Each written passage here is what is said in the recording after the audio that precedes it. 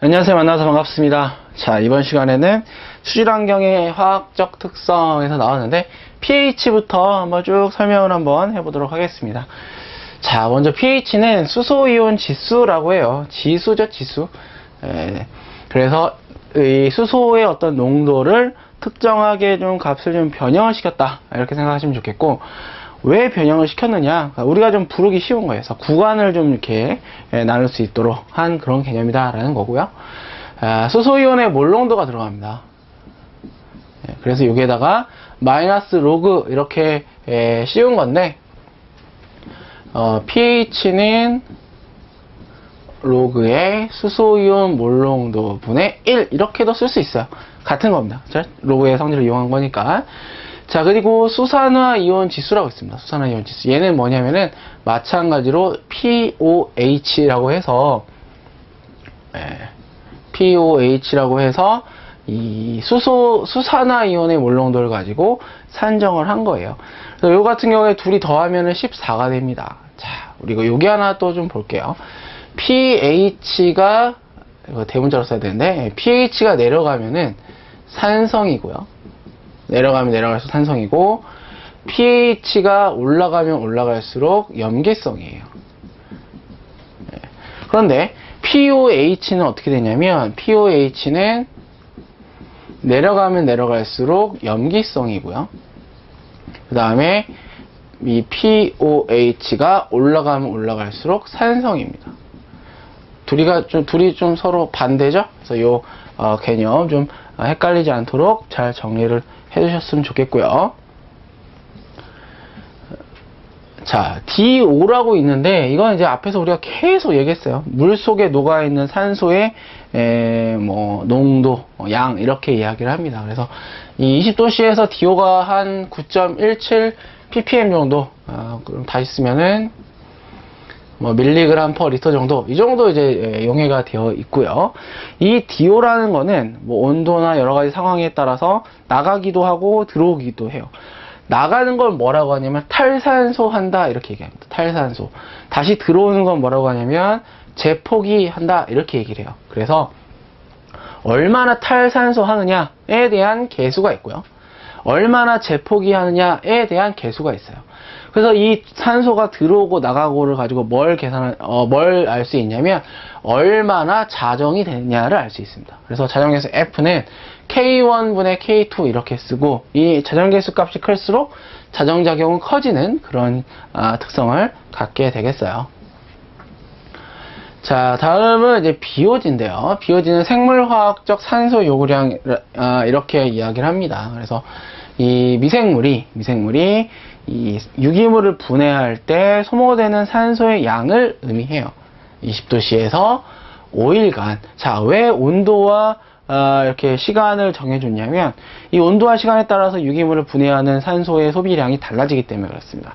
그래서 기준을 잡은 거죠. 우리는 BOD5로 할게. 그래서 5일 동안 소모된 산소의 양을 가지고 우리가 BOD 값을 얘기하자, 이렇게 약속을 한 거예요. 왜 5일을 하느냐? 사실 이제 이렇게 5일이 이제 5일, 6일, 7일, 8주 가게 되면은 더 오랜 기간 동안에 소모된 산소의 양 자체가 우리가 알고자 하는 값에 가깝습니다. 하지만 한 7일 정도가 되면은 질산화가 일어나요.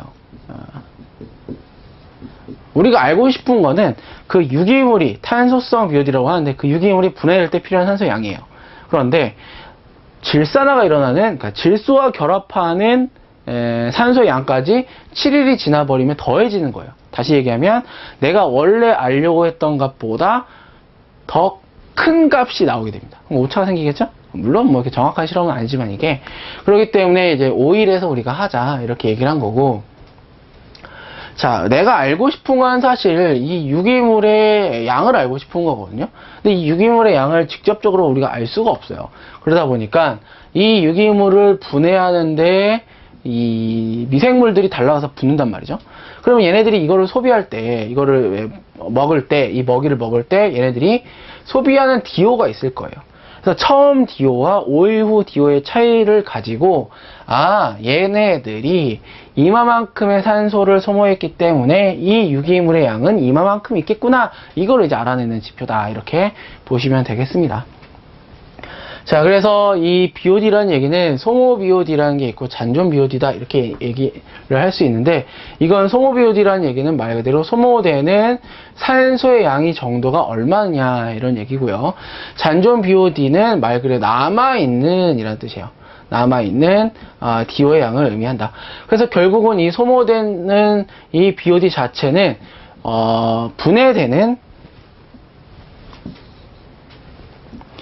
분해되는 유기물의 양이다, 이렇게 볼 수가 있고요. 이 남은 잔존 BOD 자체는 남은 유기물의 양이다, 우리가 이렇게 이야기를 할 수는 있습니다. 하지만 이게 정확한 유기물의 값을 갖느냐, 그거는 아니다, 이렇게 보시면 되겠죠. 반대가 된다. 그럼 결국은 내가 알고자 하는 거는 이제 이렇게 되겠죠.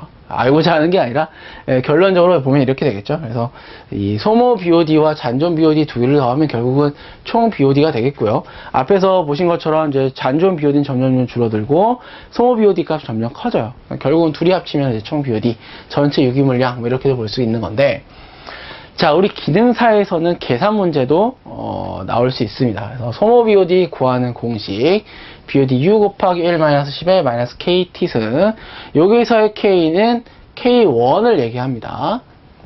여기도 마찬가지고요. 이 탈산소 계수에 대한 그런 개념이에요. 그래서 총 BOD 주고, BOD U 값 주고, K 주고, T 주고, 얘를 구해라 라는 거, 또는 잔존 BOD를 구해라, 이렇게 이야기를 합니다. 아무 말이 없으면 대부분 뭐로 나오냐면 상용대수 베이스로 해서 10을 넣게 되는 식으로 우리가 풀면 되고요. 문제에서 자연대수 베이스다 라고 한다면은 이 값을 집어넣어서 풀어야 하는 그런 문제가 되겠습니다. 그리고 어쩌다가 정말 온도가 변하는 경우가 있어요. 이런 경우에는 온도에 보정된 탈산소 계수값을 구해줘야 되는데 1.047이라는 숫자가 들어갑니다. T-20승, 10도씨에서의 BOD 값을 구하시오. 그러면은 여기다가 10 넣으면 되겠죠. 그래서 이 공식까지도 여러분들 기억을 하시면 되겠습니다. 자, 그리고 소모 BOD와 잔존 BOD는 어떻게 구분하는가? 요게 이제 좀 중요할 수 있는데, 자, 여러분들 이렇게 한번 정리를 해 놓을게요. 자, 소모 BOD는요, BOD하고 여기 아래 첨자로 숫자가 써 있어요. 아래 첨자로 숫자가 써 있는데, 이렇게 나왔다 그러면 우리가 소모 BOD 이렇게 부릅니다. 예를 들면 이런 거지. BOD 5, BOD 3, 이런 것들이 여기서 해당을 합니다. 잔존 BOD라는 거는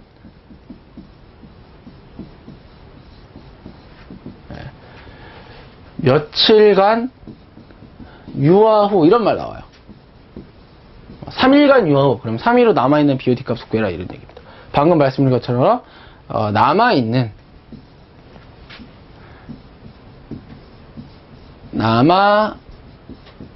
이런 말 나와요.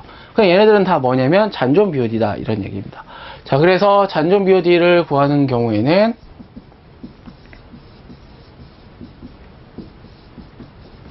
이렇게 이제 들어가는 거고요. 소모 BOD를 구한다 그러면은 여기에다가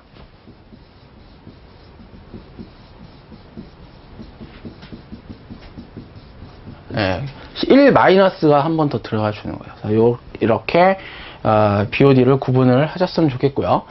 자, 앞에서 말씀드린 것처럼 왜 우리가 5일째의 BOD를 이제 좀 주로 하느냐, 이거는 이 정도 시간이 지나게 되면은 질산화가 일어납니다. 우리가 이때 구해지는 이 BOD를 갖다 뭐라고 하냐면 질소성 BOD다, 이렇게 얘기를 해요. 그래서 우리는 탄소성 BOD를 알고 싶으니까 지나서 하면은 숫자가 더 커지죠? 이만큼의 숫자가 더 커진 거예요. 그래서 나는 이 말고 이 라인 알고 싶어. 그래서 5일째 BOD를 꺼내서 실험을 하게 되겠습니다. 자, 1단계 탄소성 BOD, 뭐, 탄소 화합물을 산화분해시키는 어떤 그런, 산소의 양을 얘기를 하는 거고요. 그 다음에 질소성 BOD 같은 경우에는 질소 화합물까지 산화분해시키는데 필요한 산소 양이기 때문에 우리는 CBOD 기준으로 간다. 7, 8일이 점거하면은 이런 일이 생기니까 5일째에 소모하게 되고, 실험을 할 때 전체의 60에 70% 분해되는 정도로 비율을 맞춰서 산정을 합니다. 그래서 여기까지 잘 기억을 하시면 좋겠고요. 자, BOD5 하는데 실험을 어떻게 하냐면은 뭐 이렇게 BOD병이 있어요, 사실. 두 개가 있습니다. 똑같은 BOD병에 똑같은 시료를 두 개를 넣어요. 일부러 처음에는 산소를 굉장히 많이 넣어줍니다. 예를 들어서 10이었어요. 산소가 처음에. 그리고 얘는 10인 걸 알아내기 위해서 사용합니다. 그러면 얘는 없어지겠지. 그 얘를 갖다가 20도씨 5일 동안 20도씨에서 5일 동안 내버려 둬요. 그러면 20도씨 5일에서 5일 동안 이 안에 있는 미생물이 유기물을 분해하면서 산소를 소비합니다. 그러면 5일 후의 DO는 10이 아니라 뭐 한 4가 돼 있어요. 그럼 BOD5는 뭐냐? 10에서 4를 뺀 그 값이 BOD5가 되겠습니다. 지금 그 이야기를 여기에서 이렇게 하고 있는 거고, 자, 이거 말고 산소 요구량과 관련해서 뭐 COD라든지 THOD 뭐 여러 가지가 있습니다. 그에 대한 설명을 한번 해볼 텐데, 먼저 COD죠. COD는 화학적 산소 요구량이에요. 그래서 강한 산화제, 얘네들을 이용해서 유기물을 산화분해시킬 때 들어간 약품의 양을 통해서 산소 양을 산정하는 그런 방법입니다. 이론적 산소 요구량, 얘는 뭐냐면은 산화 반응식을 통해서예요. 그래서 이론적입니다. 자, 우리가 뭐 C와 H와 O와 뭐 N 여러 가지 화학 이 원자들을 가지고 이제 유기물의 어떤 화학식을 만들어내서 걔가 산소랑 결합을 해서 뭐 CO2라든지 H2O라든지 HNO3라든지 뭐 여러 가지가 생기잖아요. 이때 필요한 이 산소의 양이 얼마겠는가, 이걸 알아내는 게 THOD가 되겠습니다. 그럼 결국은 제일 큰 값이 THOD가 되겠죠. 그리고 그 외에도 뭐 TOD, 총산소 요구량, 뭐 SOD 이렇게 쭉 돼 있는데, 자, 우리는 여기서 뭘 기억을 해야 되냐면은 요걸 기억하셔야 돼요. 순서가 큰 거, 숫자가 큰 거대로 이렇게 됩니다. 그래서 THOD가 제일 크고요. COD 중에서도 크롬에 의한 방법, 그 다음에 망간에 의한 방법, BOD, BOD5 이 순서대로 간다. 이걸 꼭 기억을 하시길 바랍니다. 자, 다음은 경도, 산도, 알카리도예요. 자, 얘네들은 세트입니다. 세트. 왜 세트냐? 얘네들의 어떤 그 유발 물질만 달라지고요. 유발 물질만 달라지고 어떠한 계산이라든지 뭐 그다음에 뭐 화합이라든지 이런 것들이 관련성이 있습니다. 자, 경도라는 얘기는 말 그대로 물의 세기 정도를 이야기를 하고요. 칼슘, 마그네슘, 철 이런 것들처럼 이가 양이온 금속이다 라고 한다면은 이 경도를 높이는 그런 경도를 유발하는 그런 물질에 해당을 합니다. 이 경도를 유발하는 물질이 많으면 뭐가 안 좋냐? 이제 우리도 우리 몸에 이 혈관이 있잖아요. 혈관이 이게 좀 좁아지는 경우가 있어요. 막 지방이라든지 기름기 많은 음식 먹고 막 이러면은 좁아지잖아요. 동맥경화라고 하죠. 이런 것처럼 관도 이렇게 경도가 높은 물이 들어가게 되면은 관석 스케일이라는 게 생깁니다. 그래서 여기 관이 이렇게 있으면 여기 이만큼 좁아지는 거예요. 점점 돌이 생기는 거지. 이런 것들을 이제 경도 유발 물질이 야기시키게 됩니다. 그래서 통수정을 증가시킨다. 그리고 세탁 효과를 떨어뜨린다. 그래서 우리 예전에 우물물로 세탁을 하면은 잘 안 된다. 이런 얘기가 있었어요. 사실 옛날 얘기인데 이제 그때는 뭐 가루로 된 거 썼겠죠? 근데 지금은 액체 세제잖아요. 솔직히 잘 모르겠어요. 경도가 높은 물로 제가 우물물로 해보질 않아가지고. 근데 어찌됐든 간에 세제의 양을 이제 증가시킨다 이런 얘기가 있고요. 자, 그 다음에 나트륨과 칼륨 같은 경우에는 이 경도를 유발하는 이온은 아니다. 그래서 우리가 이걸 뭐라고 하냐면 유사경도 또는 가경도 이렇게 얘기합니다. 가경도.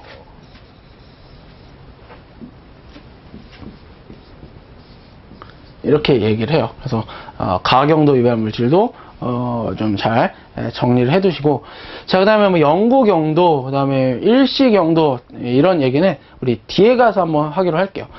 이 밑줄만 한번 치고 넘어갈까요? 탄산 경도, 일시 경도, 탄산 경도가 일시 경도다라는 것까지 색깔 있는 부분 위주로 좀 보시고, 그 다음에 여기 계산은 어떻게 하냐, 탄산칼슘으로 환산해서 계산한다 이겁니다. 그래서 결국은 밀리그램 퍼 리터 as CaCO3 이렇게 표현을 하죠. 이런 식으로 계산을 한다.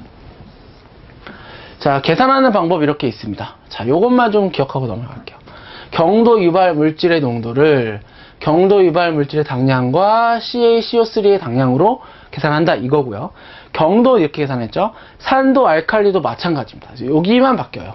경도 유발 물질이 아니라 산도 유발 물질, 알칼리도 유발 물질, 이런 식으로만 바뀝니다. 똑같다. 자, 그 다음에 단위 밀리그램 퍼 리터 CaCO3 돼 있고, 그 다음에 산도 같은 경우는 알칼리를 중화시킬 수 있는 정도에서 이러한 유발 물질들이 있습니다. 계산식도 보시면 어때요? 얘랑 똑같죠? 틀이 뭐만 바뀌었어요? 얘만 바뀌었어요. 그렇죠? 계산 뒤에 가서 같이 문제 풀면서 해보기로 하고, 자, 그 다음에 알칼리도 있죠. 사실 알칼리도에 대한 내용이 좀 많습니다. 산도보다. 알칼리도, 산을 중화시킬 수 있는 능력 정도. 수산화이온, 중탄산이온, 탄산이온 이렇게 얘기를 해요. 그렇죠? 알칼리가 높은 물은 다른 이온과 반응성이 좋아 침정물을 형성한다. 그리고 부식, 제어, 연수, 응집 이런 것들에 의한 자료로 이용되고, 그 다음에 이제 ppm으로 환산을 한다라는 거죠. 앞에서 얘기한 것처럼. 그리고 중탄산염이 많이 포함된 물을 가열하면 CO2가 날아가면서 물 속에 OH가 많이 존재하기 때문에 알칼리성을 띠게 된다. 알칼리도 유발한 물질의 어떤 그런 특성이 되겠습니다. 그리고 이렇게 기여 정도가 된다 이 얘기예요. 무슨 말이냐? 수산화이온이 많으면은 알칼리도가 굉장히 많이 세지는 거기 때문에 pH가 뭐 13, 14 이호까지 가고요. 그 다음에 탄산이온이 많으면은 뭐 그거보다는 좀 약하게. 그죠? 중탄산이온은 아무리 많아도 pH 13, 14까지는 못 간다. 약하다. 기여 정도가 이렇게 된다는데, 이걸 사람들이 이 함량, 그러니까 뭐 자연수 중에 이게 제일 많다 이렇게 생각하거든요. 그게 아니라 기여도가 이렇다라는 겁니다. 기여도. 자, 그 다음에 알칼리도의 계산 한번 보시면은 마찬가지로 얘도 알칼리도 유발 물질 이렇게 당량으로 해서 계산이 됩니다. 계산 문제는 이제 뒤에 가서 풀어보기로 할게요.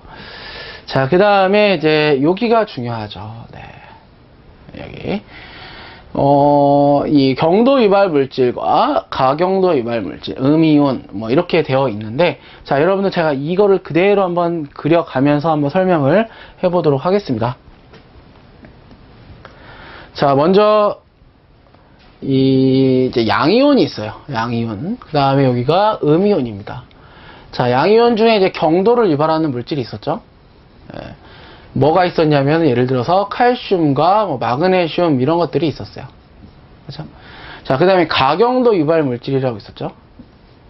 요거는 칼륨이라든지 뭐 나트륨 이런 것들이에요. 그렇죠? 이런 것들이 있고, 자, 그 다음에 이 음이온 중에 이제 알칼리도를 유발하는 물질이 있어요. 이거 같은 경우에는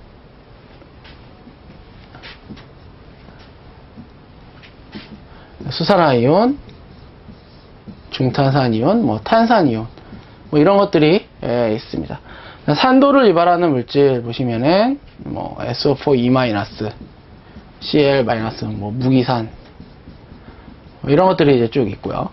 자, 여기에서 얘네 둘이 만나면, 그렇죠? 플러스와 마이너스니까 만날 수 있잖아요. 얘네 둘이 만나면 뭐라고 하냐면 탄산 경도다 이렇게 얘기해요. 얘네들의 특징은 뭐냐면 끓이면 날아가 버립니다. 그래서 얘를 일시경도 이렇게 얘기하죠. 자, 그 다음에 얘네 둘이 만날 수 있어요. 얘네 둘이 경도를 유발하는 물질과 산도를 유발하는 물질을 만나면 얘는 비탄산 경도 이렇게 얘기합니다. 그리고 얘는 영구 경도라 그래요. 무슨 말이냐면 얘는 끓여도 날아가지 않아요. 그대로 있어. 그래서 이렇게 있다.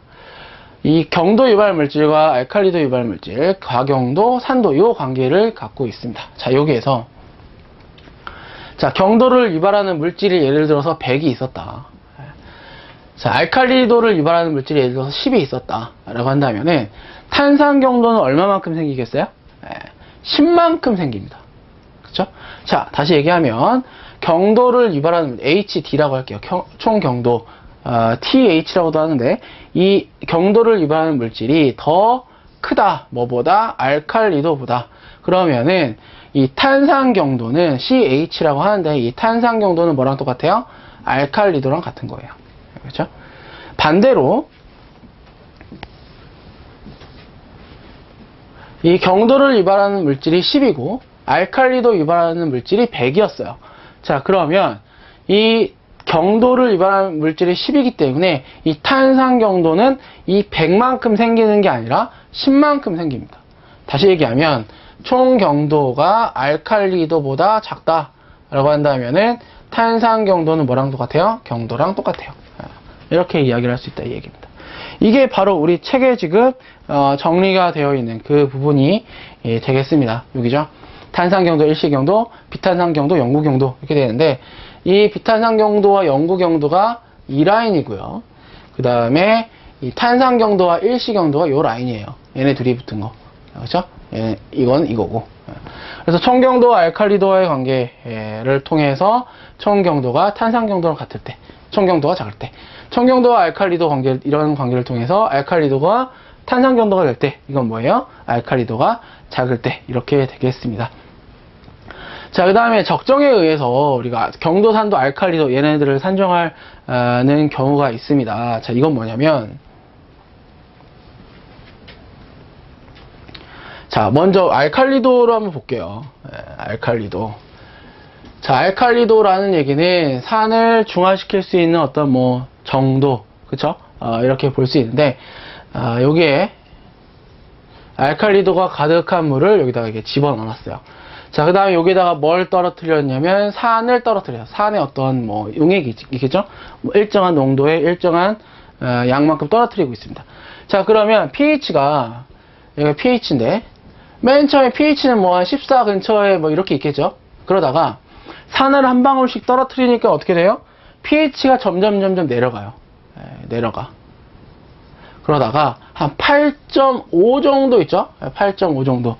요때까지 이 산이 주입된 양이 있을 겁니다. 그럼 그 산이 주입된 양을 가지고 산정한 알칼리도를 우리가 뭐라고 하냐면 P알칼리도다 이렇게 얘기해요. 왜? 여기는 페놀프탈레인 지시학에 의해서 색깔이 바뀌는 그 부분이거든요. 이렇게 얘기를 하고요. 더 내려가 뭐 어디에요? 4.3 정도. 여기는 어떤 지시학이냐면 메틸 오렌지 지시학이에요. 그래서 우리가 M 알칼리도다 이렇게 이야기를 합니다. 자, 그러면 이 밑으로 내려가면 어떻게 돼요? 더 집어 넣을 수 있어요. 더 내려갈 수 있는데 그때는 알칼리도, 즉 산을 중화시킬 수 있다라고 얘기하기는 어려워요. 왜? 이미 산성이기 때문에. 그렇죠? 그래서 이 M 알칼리도를 우리가 뭐라고 하냐면은 T 알칼리도 T 알칼리도 이렇게 얘기합니다. 총 알칼리도다 이 얘기예요. 그러면 여기까지 주입됐을 때 요만큼의 주입됐을 때 양이 있겠죠. 그 부피와 이 산의 노르말 농도, 그 다음에 시료의 부피, 얘네 세 개를 가지고 이 알칼리도 값을 구할 수 있는 거예요. 이 빨간색을 이용했다 그러면 T 알칼리도, M 알칼리도가 되는 거고요. 파란색만큼의 부피가 들어갔다라고 한다면 P 알칼리도가 되는 겁니다. 자, 그래서 여기에 이렇게 나와 있어요. A 곱하기 N 곱하기 50 per V 곱하기 1000. 요게 소모된 산 또는 알칼리의 어떤 부피와 시료 부피, 산 또는 알칼리의 규정 농도, 이 관계를 통해서 우리가 산도, 경도, 알칼리도를 구할 수 있다. 이런 얘기고요. 자, 방금 말씀드린 것처럼 알칼리도에서 T 알칼리도가 이제 M 메틸 오렌지에 의한 알칼리도였고요. 산도인 경우에는 반대입니다. 반대. T 산도인 경우에는 뭐가? P 산도가 T 알칼리도가 되는 거죠. 산을 밑에부터 위로 올라가는 거니까. 그래서 반대가 된다라는 거 함께 참고해서 보시면 되겠습니다. 자, 다음에 COD, THOD, TOC 뭐 이렇게 나와 있는데, 여기에서는 COD라는 얘기는 이 화학적 산소 요구량 뭐 이렇게 이야기를 하고요. 그 다음에 뭐 실험하는 방법 이런 게 좀 있고, 그 다음에 이론적 COD라고 해서 우리가 앞쪽에서 얘기한 이 THOD 구하는 그 개념을 가지고 문제가 많이 나옵니다. 이 파트에선, 이 부분에선 우리가 뭘 기억해야 되냐면, 뭐 강력한 산화제다, 방법이 있다, 이것도 중요하지만 이 COD의 분류 있죠. 이 분류를 좀 잘 기억을 했으면 좋겠어요. 특히 자, 이 COD가 이제 어떻게 보면 우리가 유기물이다라고 생각을 하고 시작을 해야 편합니다. 왜 그러냐? 이 생물학적으로 분해가 가능한 게 있고 불가능한 유기물이 있다. 이렇게 보시면 돼요. COD도 마찬가지로 화학적인 어떤 약품을 이용해 가지고 뭘 알아내려고 하는 거냐면 그 속에 유기물이 얼마나 있는가를 알아내려고 하는 거예요. 그래서 물론 산소 어떤 소모량을 이제 구한 값이지만 그만큼 산소가 소모된 만큼 유기물이 있다, 이 얘기입니다. 그렇죠? 결국은 그래서 이걸 유기물로 보고 여기를 한번 바라볼게요. 자, 둘로 한번 나눠보겠습니다. 이 유기물 하나는 생물학적으로 분해가 가능한 게 있고 생물학적으로 분해 불가능한 게 있어요. 쉽게 얘기하면 어항에다가 물고기한테 밥을 주는데 이 물고기가 먹을 수 있는 게 있고 없는 게 있습니다. 그렇죠? 생물학적으로 분해가 가능한 거, 분해가 불가능한 거. 또 먹이를 주는데 하나는 이 물 속에 어항 속으로 녹아버리는 게 있고요. 또 하나는 둥둥 떠다니는 게 있어요. 그래서 그거를 갖다가 비용해성, 용해성 이렇게 얘기하면서 ICOD, SCOD 이렇게 얘기합니다. 그럼 여기는 뭐예요? BDCOD, NBDCOD예요. 그러면 이 부분은 뭐냐? 생물학적으로 분해가 가능하면서 비용해성인 BDICOD가 되고요. 여기는 생물학적으로 분해가 불가능하면서 비용해성인 NBDICOD. 여기는 BDSCOD죠. 생물학적으로 분해가 가능하면서 여기처럼 용해성인 거예요. 녹아있다 이 얘기입니다. 여기는 생물학적으로 분해가 불가능하면서 용해성인 NBDSCOD 이렇게 된다. 자, 여기에서 가장 중요한 거 하나. 이 BDCOD가 결국은 우리가 BODU, 총 BOD로 생각을 할 수 있다 이 얘기예요. 요거까지 꼭 기억을 하셨으면 좋겠어요. 결국은 뭐 얘네 둘이 더하면 COD가 되는 거고 얘네 둘이 더하면 COD가 된다라는 거는 같은 그런 내용이죠. 자, 그 다음에 우리가 앞에서도 뭐 하긴 했어요. COD, THOD 뭐냐 이게 도대체 이미 알고 있어. 왜? CNHM으로 이루어진 이 반응식에서 우리가 이 산소 양을 구하는 거예요. 결국은 이렇게 유기물이 주어졌을 때 이 양을 구해라. 얘가 결국은 뭐예요? THOD다 이런 얘기입니다. 이게 지금 A든 B든 N이든 M이든 M이든 N이든 뭐든 간에 다 우리는 이거를 산소의 양을 구할 수 있어야 돼요. 사실 이 부분이 뭐냐면 바로 THOT예요. 자, 그리고 TOC라고 있는데 TOC는 뭐냐? CH4의 TOC는 뭐냐면 얘입니다. 이 속에 탄소가 얼마 있는가? 얼마 있어요? 12 있지. C2H6 얘는 뭐예요? 24 있어요. 그 다음에 C6H 12에 5, 6다. 얘는 얼마 있어요? 6 곱하기 12. 72만큼 있는 거예요. 이게 바로 뭐냐면은 TOC입니다. 즉, 유기적으로 결합된 탄소 총량인데, 얘는 결국 반응을 해서 C가 6개 생길 수밖에 없어요. 왜? 좌측, 반응물에 있던 게 생성물로 똑같이 가기 때문에. 이거 만약에 왼쪽에 5개 있었는데 오른쪽 생성물 쪽에 6개 있다. 이거는 뭔가가 들어왔다는 얘기입니다. 그렇지 않고는 이 왼쪽과 오른쪽의 원소의 개수는 똑같이 가져야 돼요. 그래서 TOC와 THOD의 비를 구하시오라는 문제가 자주 출제가 되고 있습니다. 자, 다음 SS인데 SS는 COD랑 같은 개념으로 보시면 돼요.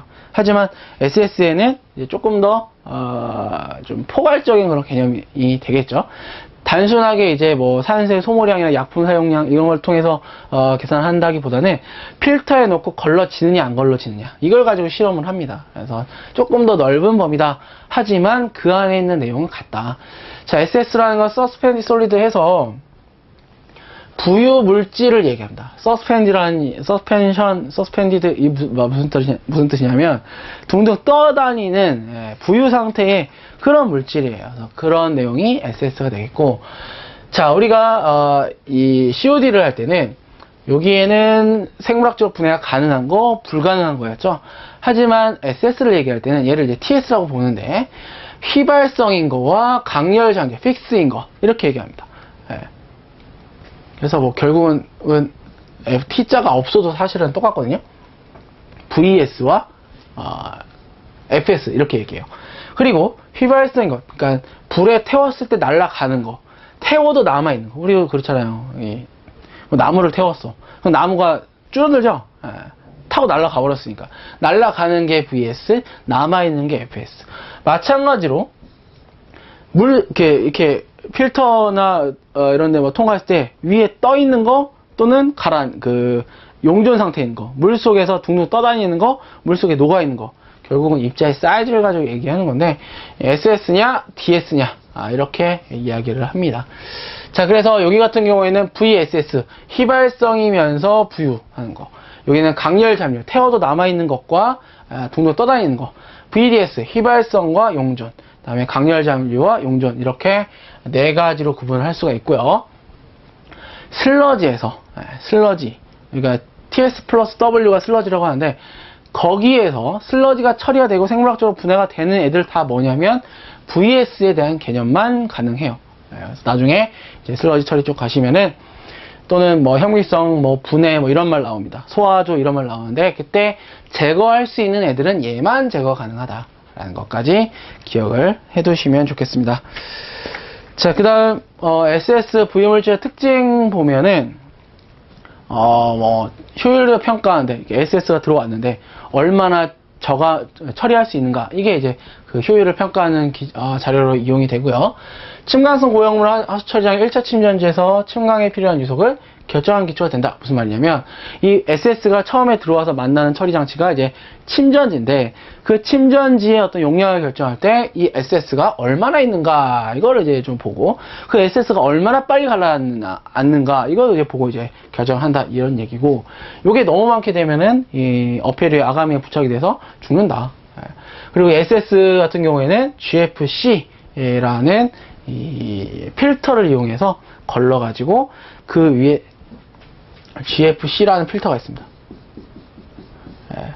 여기에 이제 통과를 시켜요. 그러면은 물은 빠져나가겠죠. 그리고 여기에 남는 애들이 있어요. 이만큼. 그래서 이 필터의 전후 무게 차이를 가지고 건조시킨 다음에 SS 값을 계산을 하게 되겠습니다.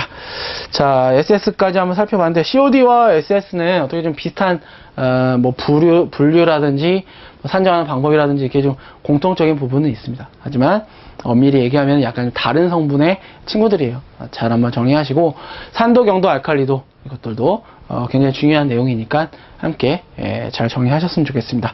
자, 이번 강의 여기까지 해서 마치도록 하고요. 다음 강의 이어서 뵙도록 하겠습니다. 감사합니다.